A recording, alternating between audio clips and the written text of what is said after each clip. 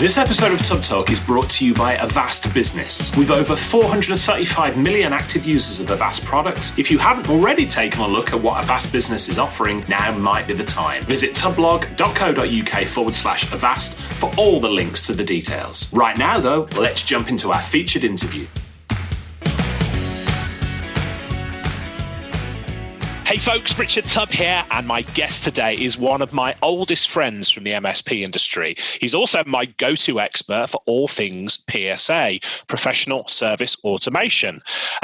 He's a South African who makes his home now in the UK, and he's somebody who ran a successful managed service provider business in London until he was headhunted by one of the major MSP vendors, Autotask, to help Autotask establish what is now a real thriving and successful UK office. So since 2006, he's been the technical director of Ipswich-based Sondela Consulting, and now he independently helps MSPs to align their business processes with their PSA tool. Chris Tim, my old mate, great to have you on Tubb Talk. Hi, nice to be here. Thank you very much for having me. Cool. So we find you in Ipswich today. I'm at home in Newcastle upon Tyne. We've both ended up in completely different places to where we started off. Me from Birmingham, you from South Africa.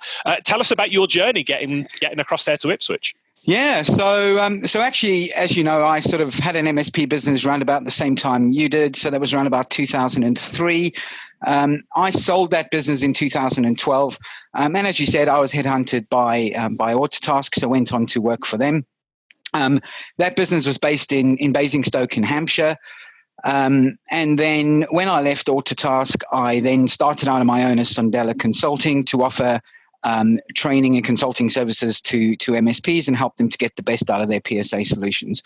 And then, as you say, I was based somewhere else. I'm now in Bury St Edmunds, which is close to Ipswich. So I called you Ipswich, Bury St Edmunds, apologies.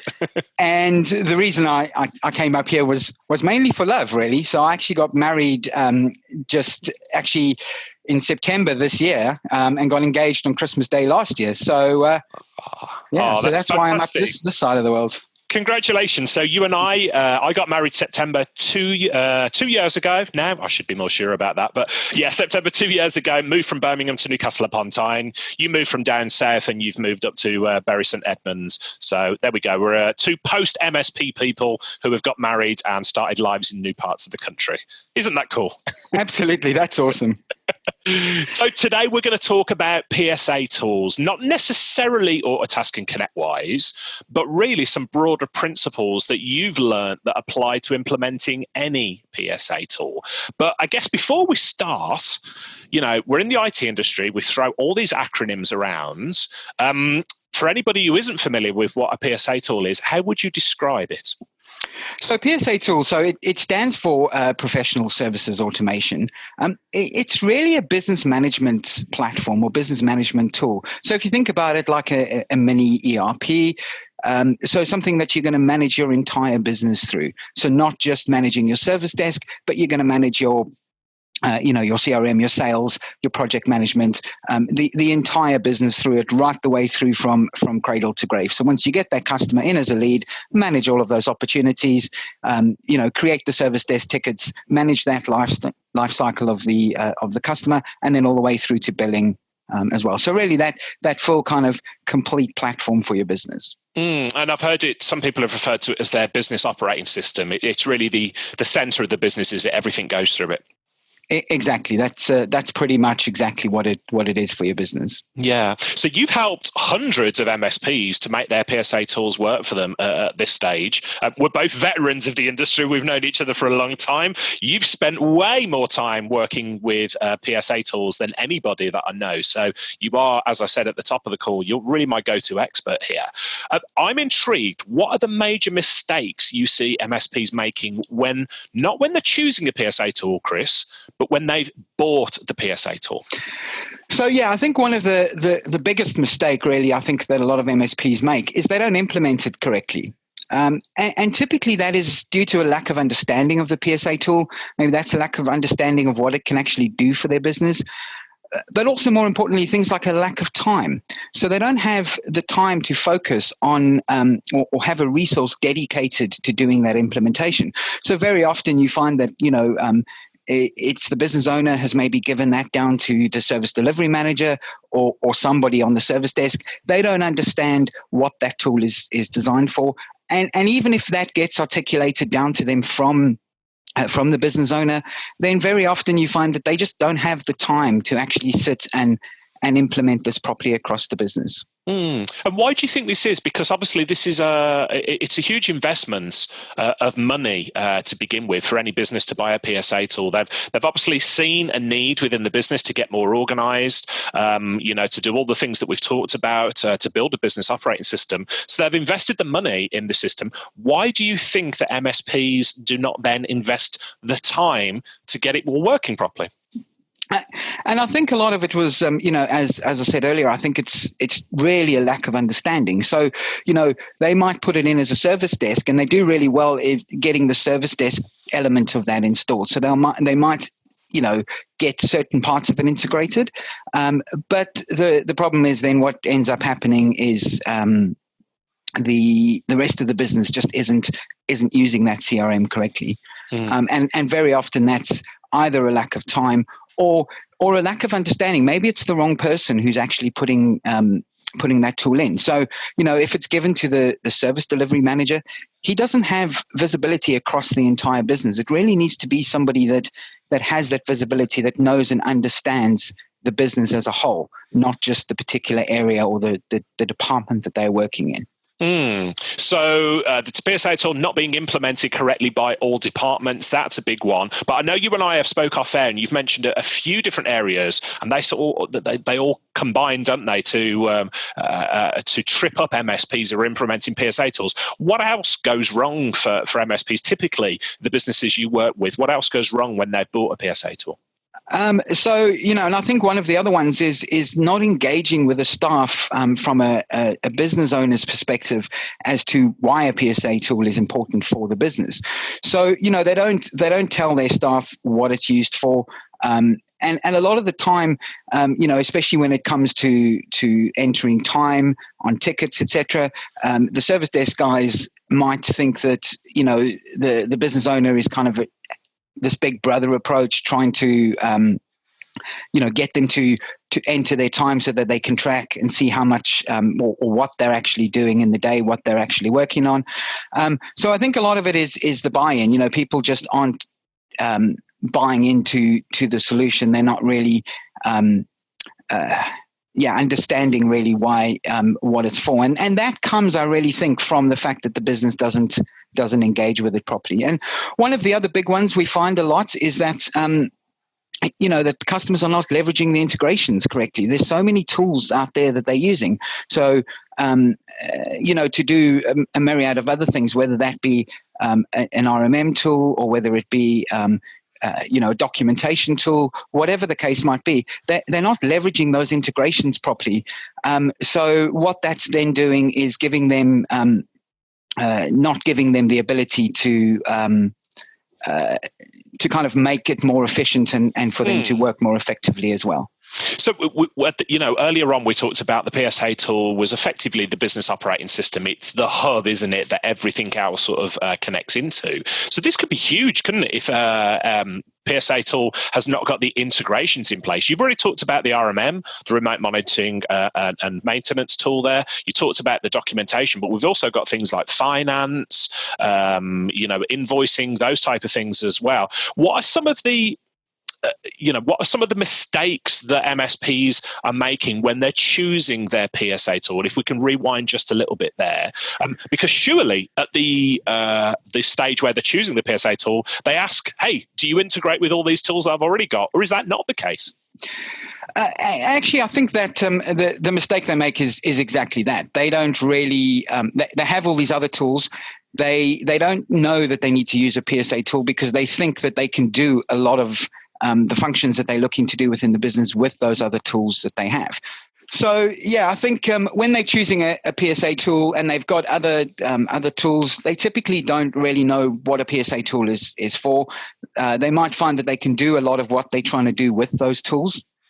And very often they are doing a lot with those tools. And I think, again, they, having to then learn a whole PSA tool and having to learn a whole new way of doing things is really confusing for a lot of companies. But personally, I think what they need to do is choose the PSA tool first in their business. So, if I was to start an MSP business again from scratch, the very first thing I'd do is look at a PSA tool. I'd try and understand what that PSA tool is going to do for my business and what do I need to do through that PSA tool. So do I need to do invoicing?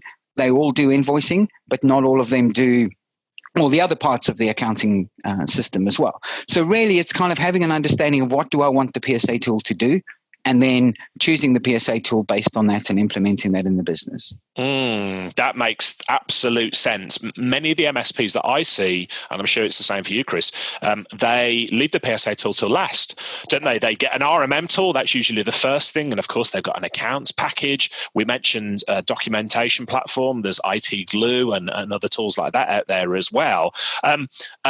And then they get a PSA tool, don't they? And it's like, right, the PSA tools, the point of getting the PSA tool is to make everything more efficient. But suddenly they struggle because they're going, well, we've got all this information in other areas and we need to get at it. So how do they go about making sure that these integrations work properly? Is it the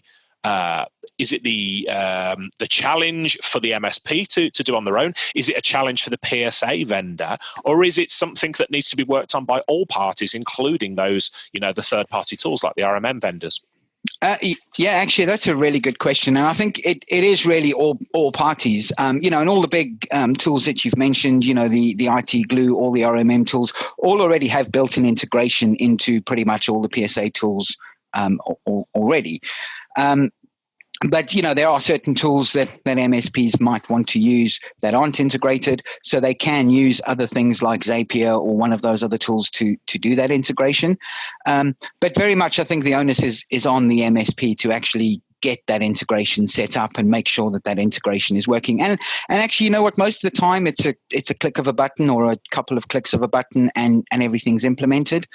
The biggest thing, especially with RMM tools, I think where it falls over, certainly on the integration side, is you may have been using your RMM tool or even your accounting package for a long time. So you might have your customers, your contacts listed differently in one of those tools to what you would have in your PSA tool, and that's the reason why an integration would fail, because very often they'll just turn the integration on and not actually map the fields correctly together.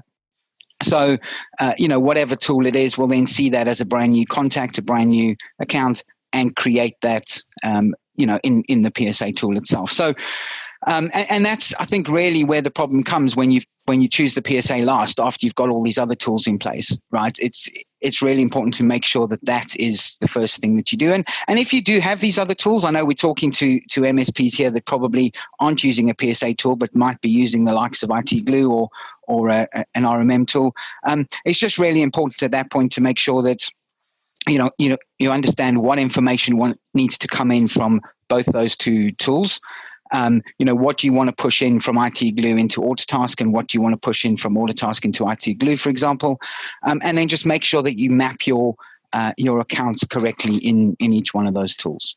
Yeah, that absolutely makes sense. And that's fundamental, isn't it? Just making sure that the data on each of these disparate systems uses the same formatting, so a client on one system can match the client on the other system. It seems so simple, but it's a massive gotcha, isn't it? And I guess you must see that all the time where MSPs have tried to implement, and perhaps they've got, name formats slightly differently in different systems, or customer names. It could be Chris Tim Limited on their PSA tool, but it could be Chris Tim Incorporated on another tool, and things like that.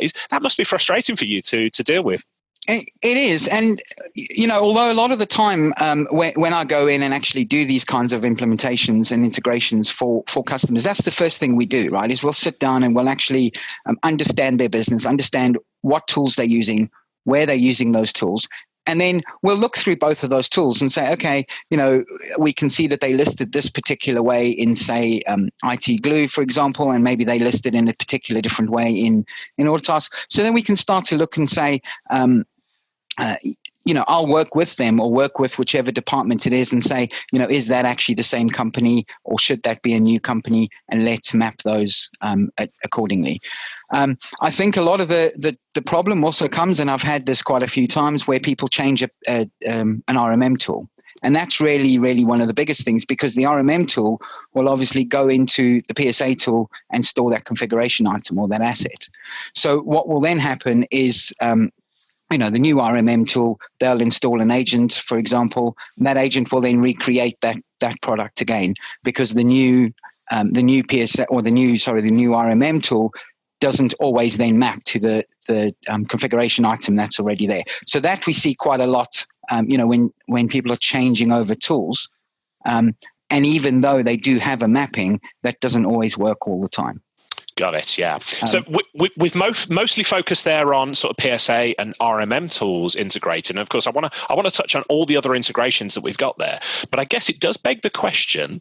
We mentioned at the top of our call, Autotask, ConnectWise, two of the big players there. Most of the MSP vendors seem to be getting to a stage now where they're not only producing a PSA tool, but they're also producing their own RMM tool. Autotask went out and bought CentraStage, for instance, the Autotask Endpoint Management. ConnectWise bought LabTech.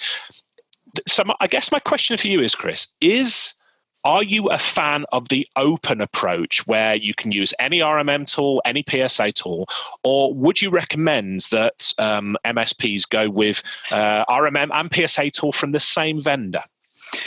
That's a really good question. You kind of put me on the spot. And I'm going to put you on the spot. You're my friend. We've known each other a long time. I'm going to do that to you. Absolutely. And so personally, I think having both tools from one vendor can be a really good thing. Obviously, we were talking about Autotask. Obviously, they've done a really good job of integrating the two tools to become almost one tool, if you like. So, the dashboards that they have, you can do that remote takeover directly from within their tool.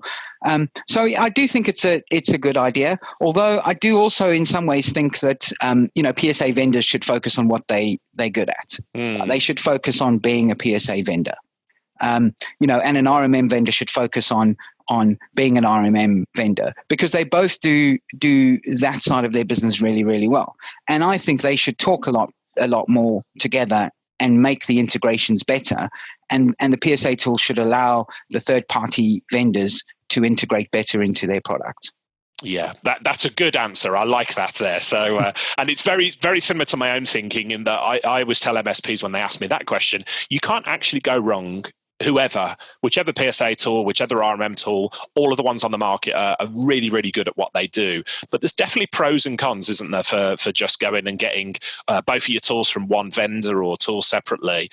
It's surprising. Most MSPs assume that if you buy the RMM and the PSA tool from the same vendor, everything's going to go swimmingly. That's not always the case, is it? Absolutely not. And in fact, I know, we've mentioned, Autotask, we've mentioned ConnectWise, and I know that they both have RMM tools, and actually both of those tools, those RMM tools, integrate with each other's products actually really, really well. So there really isn't a need for anybody to buy, LabTech from ConnectWise if they're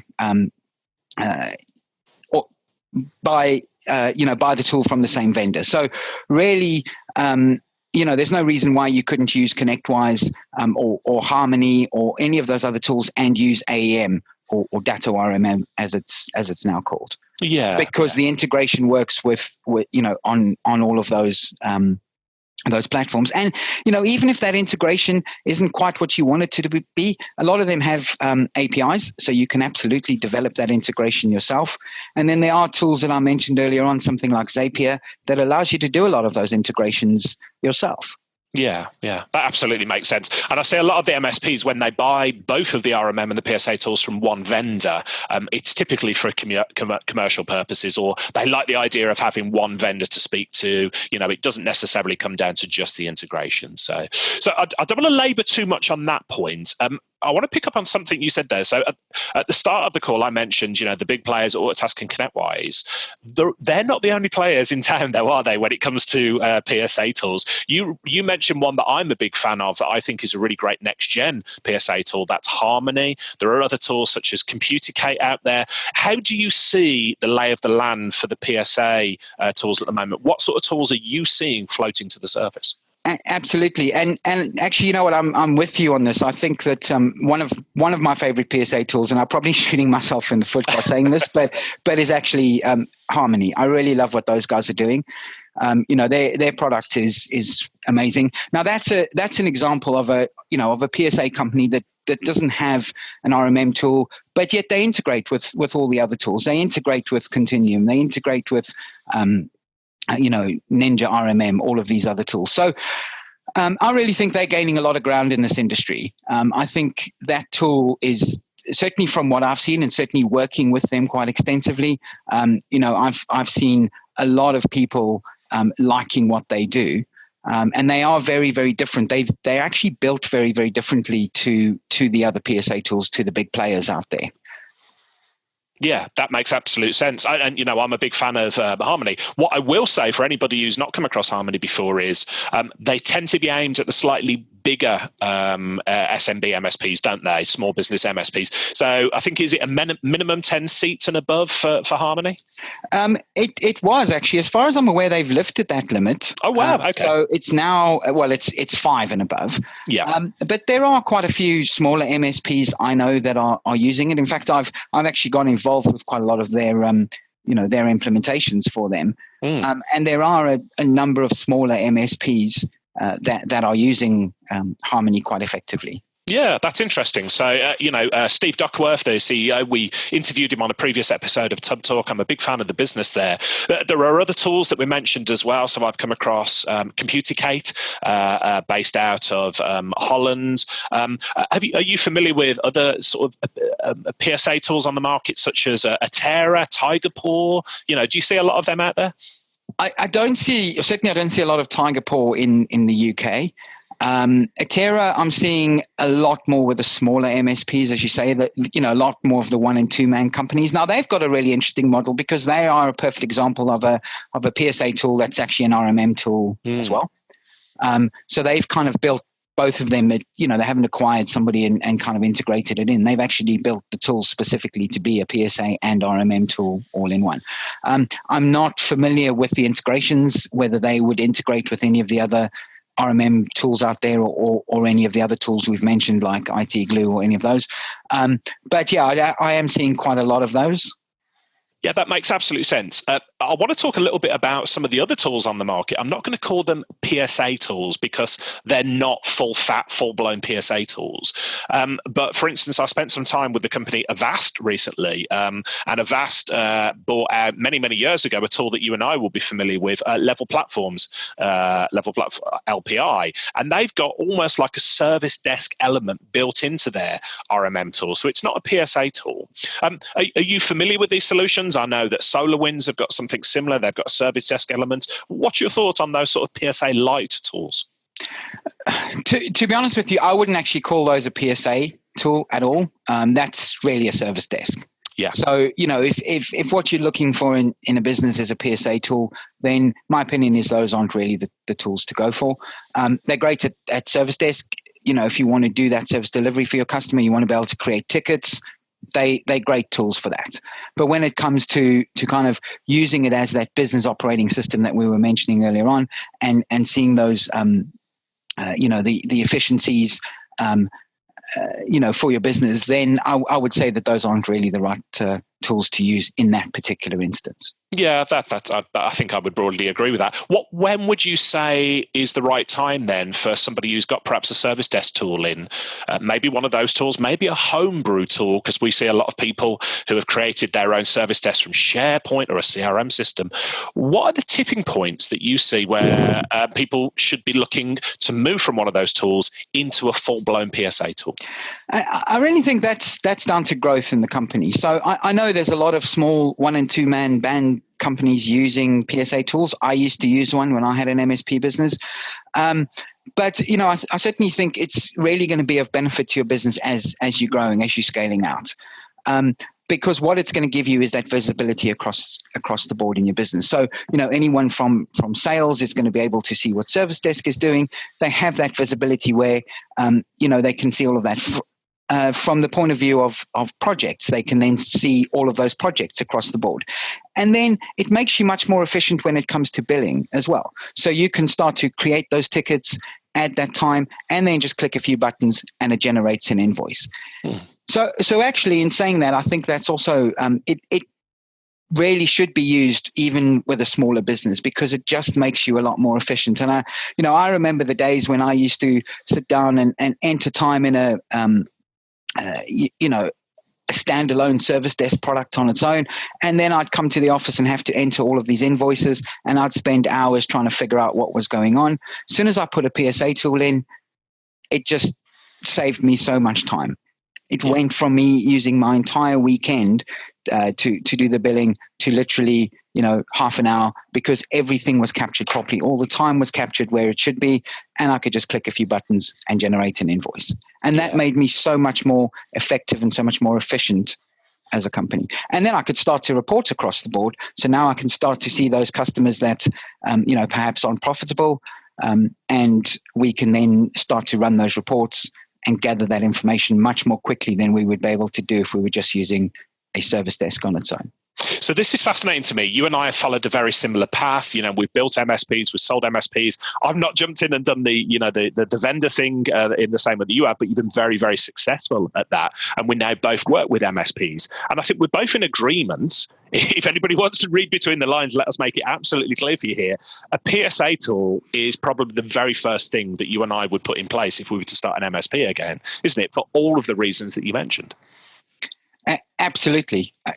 In fact, when I so part of what I do in Sundela right now, I actually accidentally started an MSP business again. So I do have a few MSP clients. How do you accidentally start an MSP? Well, it kind of happened that when I started back out on my own after leaving Autotask, some of the customers that I used to deal with wanted or were looking to change IT providers. They came back to me and said, "Could you help us?" And I was like, "I don't really want to do this, but okay." So I kind of actually do have an MSP business running in the background. And I'm using a PSA tool to run that business. Yeah, and that's fascinating actually, because it means that you're still in there at the coalface doing things, aren't you? So you use the product and see the problems that other MSPs have. Absolutely, and I think that's why I can go out there and see all of those issues that MSPs have. I can identify with those issues because, as you say, I'm seeing those every single day. Yeah. And then I'm able to show them how it works in my business and how efficient and effective I can be. I mean, technically, I'm a one-man band, and my business that side of the business just runs smoothly without me doing anything. Yeah, that makes sense. No plans there to grow a huge MSP then, Chris? You've become an accidental MSP, taken these customers on. I presume you're focusing on the PSA consulting side of things and not the MSP side. I am, yeah. So as I said, that was an accident. It's literally about 3 customers, so it's nothing major. Not going to set the world on fire. And actually, to be honest, they're all small companies, sort of 3 or 4 man companies. Yeah. Some friends that I had from previous days. So nothing special. I have absolutely no aspirations and no plans to grow the MSP business in any way, shape or form, but I'm quite happy to keep it ticking over because, as you say, it just keeps me at the coalface, keeps me working with those customers. And then it also gives me the opportunity to test out new tools. So I can test out things like Continuum. I can test out things like IT Glue, and I can use those for real. Yeah, it makes absolute sense. And knowing you as long as I have, you are one of the nicest guys in the industry. So I can see how you've had your arm bent into doing some MSP stuff for people as well. Let's focus on the PSA implementation side of things. So you've acquired a great reputation when you were at Autotask. You've helped hundreds of MSPs over the years to implement their PSA tools. But I'm going to put you on the spot again here, Chris. Honestly, most MSPs that I speak to believe that when they buy a PSA tool, it's going to fix all of their problems, and then they sort of get frustrated at the PSA vendors when that isn't the case. Why would an MSP need to work with a third party like yourself to implement their PSA tools, as opposed to the PSA vendors not doing it all for them? That's a great question. And that comes back to what I said right in the beginning about it not being implemented correctly. A lot of that is a lack of time. So they just don't have the time within their business to have somebody dedicated to it. Because as you say, it takes a long time to implement it. It's not something, with a wizard base that you can just go next, finished, and it's all installed.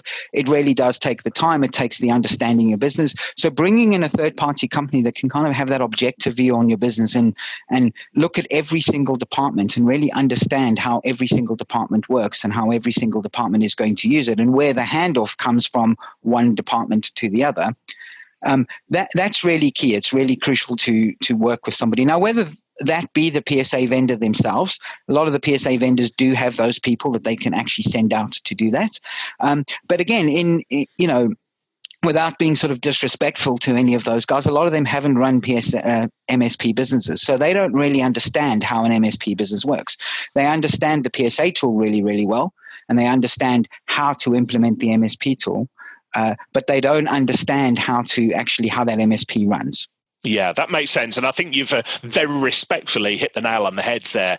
When I speak to MSPs about implementing a PSA tool and they haven't chosen to go with a PSA vendor, quite often the answer comes back as to why they've not done that.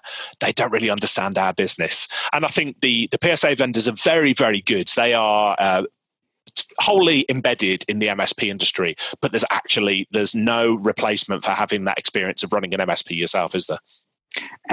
Absolutely. And again, hence the reason why I'm still doing it, even though as an accidental MSP, just to almost be able to say to customers, look, I am you, right? I know I'm doing this every day. I'm running an MSP business, and I really understand what your pain points are. So I can come in and help you and work with every department, but I'm looking at your business objectively. So I'm not the guy who is the service desk guy who's only interested in the service desk. I'm looking at the entire business from start to finish. So I'm going to sit down and spend some time with every single one of those departments. And actually, I'm working with a customer right now that's just signed us on for a long-term contract with them. So essentially, what we started doing is that initial scoping call. We sat down with them, looked at every single aspect of their business, looked at every single thing that they wanted to do, and what they wanted to achieve out of the tool. And in the new year, for me to go in and really start to sit down with each one of those teams and say, okay, how do you currently do it now? And let's take that and replicate that in the PSA tool. And then, but also having that understanding of how all the other departments work and where that handoff is going to happen. So once, you might have done a sales call, for example, with a pre-sales ticket against that. So what happens when that opportunity is closed? Where does that go? So then it then flows into the project team. And then how does the project team hand that over to the accounting team? What needs to happen? What needs to be in place in order for the accounting team to go in and click a few buttons and actually generate that invoice? So I work with every single department and help them to really understand how the other departments and the other teams within the company work as well. Fascinating. Yeah, that makes a lot of sense. And I was just thinking, given the situation we talked about, whether MSPs might choose the PSA implementation from the vendor or whether to go to you. Actually, I would imagine you've got a really good relationship with all of the PSA vendors because you're effectively helping their tools become a lot more sticky within the MSPs. If the MSPs are using their PSA tool effectively, they're going to continue paying the vendors for it. So you must have a great relationship with those PSA vendors. Exactly. I mean, certainly with Autotask, obviously I'm known at Autotask or Datto as they are now. But yeah, and in fact, this one I'm talking to was actually referred to me by Autotask themselves. So they actually gave me that recommendation, or gave that company the recommendation for me to come in and work with them. But yeah, I'm working very, very extensively with Harmony, with ConnectWise.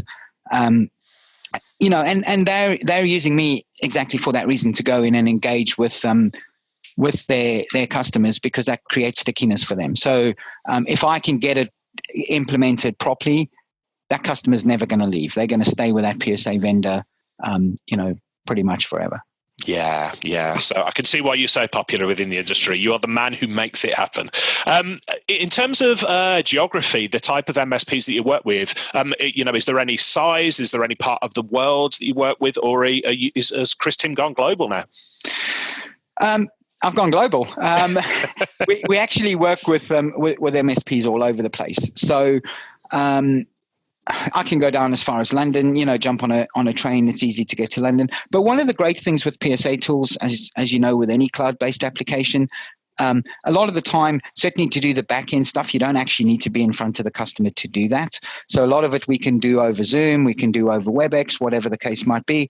But when I do need to go to the office, I can just jump on a train, get to London, get to Birmingham, wherever I need to go, and actually work for the day or two with that customer. So I actually did an implementation for a customer in South Africa, and we did the entire thing over Zoom. So we spent a few hours just sharing the screen on Zoom and going through actually implementing it and getting it working for them. And their team was sitting in their boardroom watching on the big screen. So I didn't even have to actually be in the office to do that. Wow, fantastic, sir.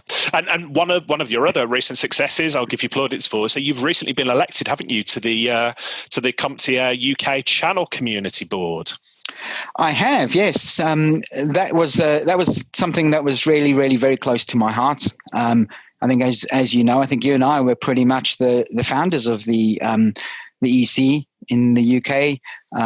Many, many years ago, I think there was 12 or 13 people around a table, and that was the community. So, like yourself, I've got a very, very special place in my heart for the MSP community. So, I was really, really excited and really, honored to have been elected to sit on the EC.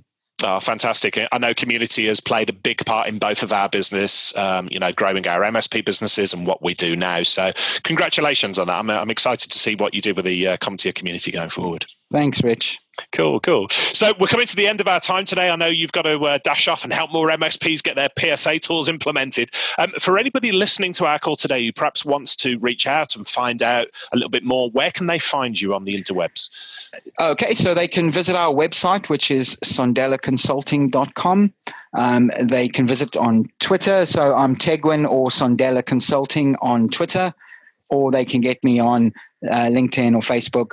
Or, of course, they can ask you and you can put them in touch with me. Happy to do that, mate. So we'll include all of the links to all of the tools that we've mentioned, all of the resources and all of Chris's contact details in the show notes for this episode that you can find across on Tubblog. Chris, I'm so pleased, first of all, to see you're happily married, settled down there in that beautiful part of the world that you live in with Tracy there. So congratulations on that. And secondly, congratulations on all of your success within the industry. You're one of the nicest guys that I know. You've just got a big heart and you help MSPs in all manner of ways, giving freely of your time and experience. So it's fantastic to see you thriving as well. Awesome. Thanks for those words, Rich. Really appreciate it. Well, thanks for joining me today. That's all we've got time for today. And we'll look forward to speaking to you next time. Hey folks, Richard here. Thanks for listening today. I know you've got a ton of options for who you listen to nowadays, so I really appreciate your support. Do you have any feedback on this episode? Ideas for future guests? Tweet me at Tubblog using the hashtag TubTalk. I respond to every tweet and really appreciate your feedback.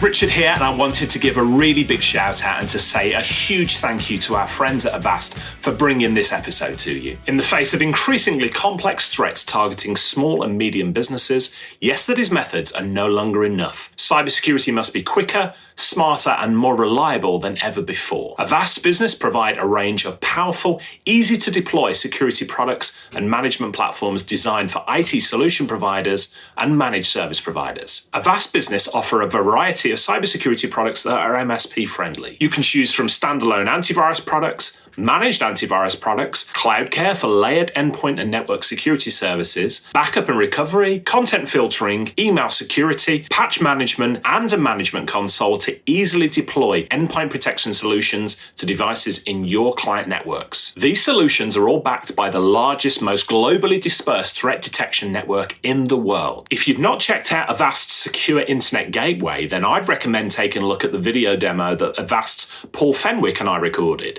It delivers delivers a full security stack as a service that protects users wherever they go. With 30 years as a leading cybersecurity company and over 435 million active users of Avast products, if you haven't already taken a look at what Avast Business is offering, now might be the time. Visit tubblog.co.uk/Avast for links to all the details. Hey team, this is Richard again. Just one more thing before you take off, and that is MSP Insights. Now, every Tuesday, I share my thoughts on the business of IT with you, the managed service community. Thousands of managed service providers already subscribe to MSP Insights. It's easy to sign up, easy to cancel. MSP Insights is basically a short email from me every Tuesday without fail with advice on growing your IT business, plus cool resources I've found, discovered, or started exploring that week. It's kind of like my diary of cool things, and often includes articles or books I've read, tools I've discovered, and events I think you'd be interested in, often sent to me by my friends and Tubb Talk podcast guests. So, if that sounds fun, a short tiny bite of MSP goodness every Tuesday, and you'd like to try it out, just go to go.tubb.co/Tuesday. That's go.tubb.co/Tuesday. Drop in your email and you'll get the very next one. Thanks for listening.